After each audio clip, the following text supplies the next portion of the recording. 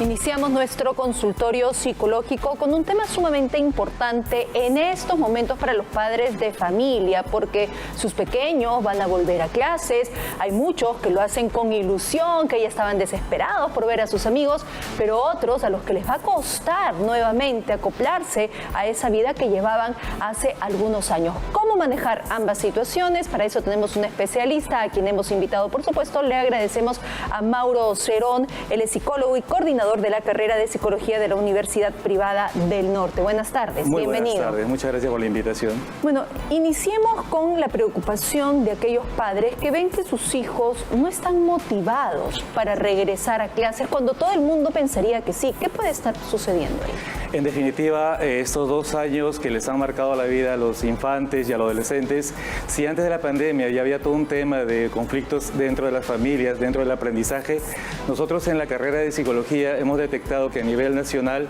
los estudiantes están regresando con esas carencias, esos vacíos, a la parte cognitiva del aprendizaje. Entonces, estos 2 años están dejando un vacío en los futuros ciudadanos de nuestro país que deben de ser atendidos lo más pronto posible. Y en ese sentido, los psicólogos estamos tomando todas las precauciones del caso con los protocolos, con los talleres vivenciales, los talleres que se han de hacer con los docentes en todas las escuelas para poder atender esta carencia que en definitiva emocionalmente y cognitivamente van a regresar al aula. ¿Cuál es la carencia más fuerte? Por ejemplo, la autoestima. Hoy ha decaído demasiado, las familias son muchas veces violentas, los papás no saben manejar sus conflictos y a veces esa frustración del padre frente a los tantos problemas psicosociales que hay, los vuelcan a los niños, ¿no?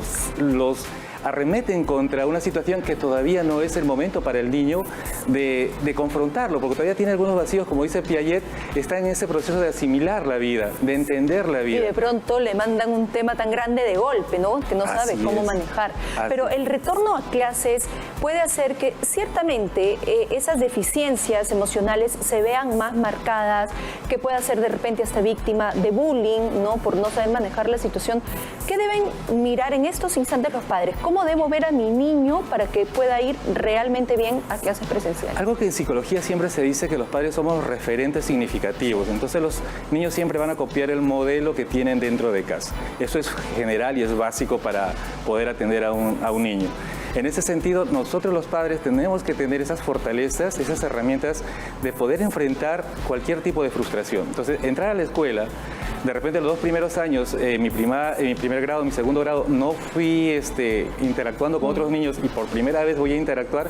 Si el padre ha tenido esa fortaleza, de repente en los momentos de los domingos, los sábados, haberlo llevado al parque, interactuar con sus primos, etcétera, con niños pares del barrio, entonces cuando regresen a la escuela, ellos van a poder interactuar con un poquito mayor de facilidad. Y ahí el docente juega un papel importante para que esta interacción dentro del aula sea mucho más llevadera y manejable. Tiene que estar muy atento a las alertas que va dando el niño, como por ejemplo el temor, el miedo, para que él pueda derivar a TOE. TOE es el departamento donde ven estos casos específicos, y puedan junto con el psicólogo ir entrenando al niño a poder manejar esa autoestima y poder fortalecer esa herramienta que todo ser humano tiene frente a la frustración. Ahí el primer llamado, más que el padre de familia que no va a ver, ¿no? Esa interacción, es el docente. El profesor tiene que ver quién sí está apto para iniciar esa sociabilización que de repente no ha conocido nunca en todo este tiempo, que es la primera vez que va a tener, y qué niño se retrae más, está acostumbrado a estar tal vez hijo único, solo entre adultos, 2 adultos durante 2 años, la computadora. ¿Qué hacer ahí específicamente? Si soy padre y me llaman y me dicen, su hijo no ha iniciado una buena socialización. Dentro de las terapias psicológicas, que ya es un proceso luego de haber identificado la situación, problema, el diagnóstico, los papás están llamados a sensibilizarse a sí mismos, reaprender. Porque los papás también en estos 2 años han tenido muchos problemas personales que no han sabido manejarlo. Entonces ellos lo que tienen que hacer es, junto con el docente, junto con el psicólogo, hacer la tarea que a él le va a corresponder. Por ejemplo, los abrazos, el afecto, las palabras estimulantes, el fortalecer lo que el psicólogo o el profesor haya dicho en aula, en el colegio, en casa, y seguir entrenándose en esta interacción que todos los seres humanos tenemos por naturaleza. De repente, un padre de familia que nos está viendo ahora, que tiene ese temor, se da cuenta que su hijo por primera vez va a enfrentar a otros niños, que no está acostumbrado, 2 o 3 consejos que debería darle, que debería interiorizar ese pequeño a través del padre de familia? Hay dos técnicas que se hablan en psicología para poder atender a alguien que está en vulnerabilidad. Uno es la empatía. Me pongo en el lugar de mi hijo, y más aún es mi propia sangre, es sangre de mi sangre. Me pongo en el lugar de esta personita y le voy a hablar como a mí me gustaría que me hablase, con esa calidez, ese cariño, ese afecto, para poder corregir de repente si me he equivocado o reforzar aquellas cosas que sí hago bien. Recuerda que muchos de los papás siempre están al ojito de en qué se equivoca mi hijo, ya están ahí que le dan. Pero cuando hacen algo bueno y quieren que lo celebre, no lo hacen. Entonces, eso hay que fortalecer. Lo segundo, siempre dialogar con los profesores y con los psicólogos del colegio, porque si no lo hacen, el padre puede tener una información negativa o diferente a lo que realmente está pasando y puede ser de repente muy tarde cuando los meses van avanzando, ahora que este año estamos regresando a las aulas. Decirles que no tengan miedo al rechazo los niños, ¿no? Porque tal vez ese es su principal temor. Voy a ir, nadie va a querer ser mi amigo, ¿cómo voy a iniciar esa conversación?